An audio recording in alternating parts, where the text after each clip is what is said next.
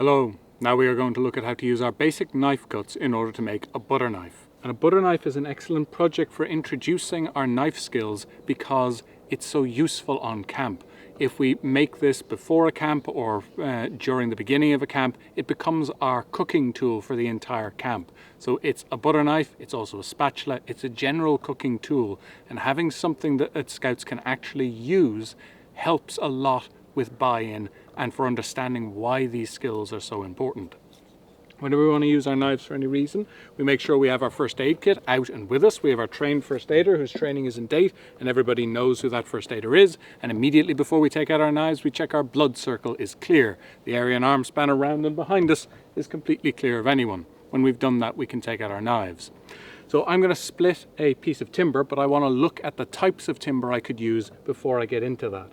So ideally what we want to do is go out into nature, find green timber to work with, source it, split it down and work with it. That is the gold standard for how we would do this, but we need permission to do that. We need groups that we would be comfortable doing that with, and our own skill level needs to be up where we'd be comfortable with it. But if all of those things are ticked off, what are we looking for? Well, we want soft timbers like softer types of willow or poplar or lime. These are ideal introductory carving timbers. You can go for things that are a little bit harder like birch or hazel as well.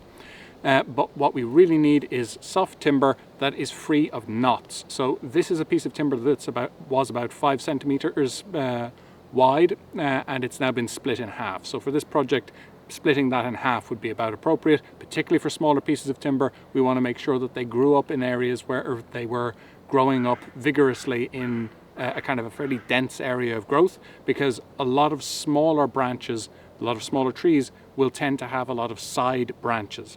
So we want to have knot free sections is extremely important for introducing our knife work and our softer timbers. If we come across areas where timber is being cut down for another purpose, this was a larger piece of timber, or it was about 10 centimeters wide, and it's been split down into 8 pieces. So we get a lot of carving timber out of that single round of larger firewood or carving timber. And again, looking for sections that are not free is very important. If we can't do that, if we can't go out into nature and find our materials, we need to buy it. So we're going to have a look at when we are doing that. We're almost certainly buying spruce, which is often called white deal or white wood when we go to buy it. We're going to look at a good and a bad example here. So I'm going to step over to you. And what we've got here is a bad example. So what we do not want to have.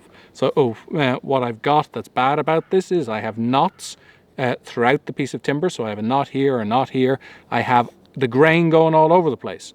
I want to have the fibers of the timber running down along the edge of this surface so that when I split it, when I carve it, it does things as I want them to. The timber works predictably. Here though, the fibers of the timber, or at least the growth rings, are going off in curves. They're flying all over the place as I am looking at these. They're waving everywhere. This means it won't split or carve reliably. So knots and the wavy grain say this would not be an appropriate piece of timber to work with.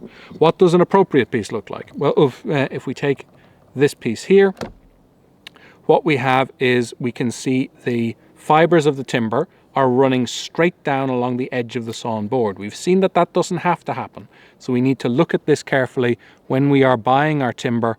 Do we have the growth rings at least running straight down along the edge of the sawn timber? No timber we buy will be like this all the way down. So we need to make sure that when we're sourcing our timber, when we're buying our timber, there's a big enough section between the wobbly bits and the knots that we're able to get pieces that are like this with the fibers running perfectly down along the edge. We're now going to take this piece and we are going to use it to make our butter knife. So the first thing we need to do is split it. So I'm going to step over here and kneel on my jacket that's on the ground. And I'm going to have my wedge out, and I have my baton, and I'm going to check my blood circle before I take out my knife. Piece of timber is on the far side of the chopping block. I want to split it in the middle so that I have equal force on both sides. I'm going to start to tap the knife. Now that's going down through just fine. If it was getting caught, this is why I have my wedge. I sit the wedge into the slot that the knife has created, and when the knife comes loose, I immediately take it out, put it back in the sheath, and then I would continue my splitting all the way down. Then I look at my two pieces of timber and I say, well, which one of them is best for making a knife? This one looks a little bit nicer to me, so whichever one is cleaner, looks easier to work with, that's what we're going to go with. I want to move now. I make sure my knife is secured back in my sheath before I try to move around. And what I want to do now is take my rectangular piece of timber that I've got, and I want to turn it into a triangular cross section. So if I come over, we want to go from having a rectangular cross section, we want to go to a triangular cross section, a rounded triangle all the way along the length. What I'm going to do is mark that with a marker so it's easier to see what I'm trying to get to. So I am going to take the corners off here and the corners off here. It's a rounded triangle I want, so it doesn't need to go to an absolute point. And a pencil actually works better for this. I'm using a marker because it's easier for you to see, but a pencil works very well when we would be doing this in person. So now I want to take the corners off of this. I'm going to check my blood circle and I'm going to use my knee grip. So the back of the thumb into the knee, the cut starting right up next to the handle of the knife and pulling back across the body. Keep the back straight. And what I'm doing is, instead of trying to go all the way across in one go, what I'm doing is taking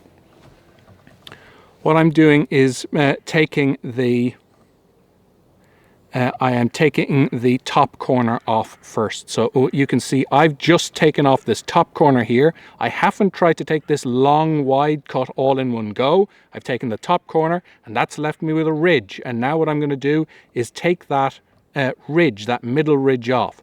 This is a very important general principle for carving.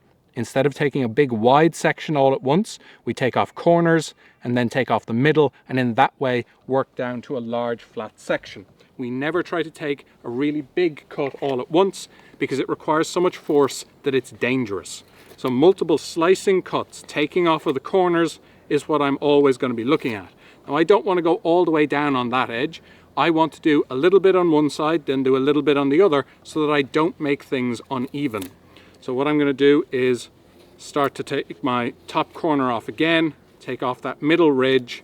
If the knife digs in too much, I just let the knife slide through. I don't try and force it, and I want to just restart my cut either in the same cut and do multiple slicing cuts in order to get through, or I could cut down a little bit further and weaken the timber in the area where it had dug in. But now I'm down where I want to there. I'm going to flip around and I'm going to take the top corner off of the other end. So I've done the 2/3 down here. Now I need to do the other end. So I just flip around, take the top corner off. I can draw a triangle on the end here as well to help keep track of what it is I'm doing. And all I'm doing is taking the top corner off, then taking the middle ridge off, flipping around here, doing exactly the same thing. Take the top corner off, take the middle ridge off. And in that way I am able to work down to a triangular cross section all the way along my piece of timber. So now that I have gotten that done, what I want to do next is decide what is going to be my handle and what is going to be my blade of my butter knife. So I want to have a section that is thin for the blade of the butter knife, and then the handle is the bit that I've already created. It's just going to be the rounded triangle shape. So if I feel which end is more handle-like, this end feels more comfortable in my hand, so that's the handle end. So I need to thin this blade down. So the cutting edge is facing you as I'm holding it, so I need to narrow it in this dimension here. So taking off the top and off the bottom as I'm holding it. So I'm going to use the chest lever grip to take off the first half, and then use the forehand grip to take the second half of the blade off. So get my scarf or my neckerchief out of the way, check my blood circle. Again, I'm not going to take a big wide flat cut. I'm going to take the nearest corner to me. I'm going to start where the cutting edge would be pulling my shoulders back around my body. I have now taken off by taking multiple slicing cuts. I've taken the back corner off. This is the blade, and I'm now going to take the middle ridge off. Again, multiple slicing cuts. Have a look at how far we've gone down. Multiple slicing cuts is always how we do our work. And I'm now down as much as I need to be on that side. So now I'm going to go over to the other side and use the forehand grip. So piece of timber out over to the side of my body, take the top corner, drop my shoulder down, and multiple slicing cuts. If the knife digs in too much, I'm going to let the knife slide through. I am not going to try and force it. I'm going to let that slicing action do the work for me, and in that way I'm going to get safe and efficient cutting with my knife. So taking off the top corner, then taking off the middle repeatedly until I'm down where I want to be, and I'm dropping that shoulder, I'm not pushing at the elbow. Now I've thinned that down, I now want to go from doing heavy work to doing finer work, and the thumb push cut is a really effective way to do our fine work. So if I look at what is not very butter knife about this at the moment, well, it doesn't have a belly to it, it doesn't have a curve to it here at the cutting edge. So the cutting edge for me is the top of the pyramid, it's up on this edge here, so I need to round that off, and the way that I'm going to do that is I need to end up with a rounded over surface like that. I'm going to take a series of cuts starting out very shallow and then go steeper and steeper, and in that way create my curve.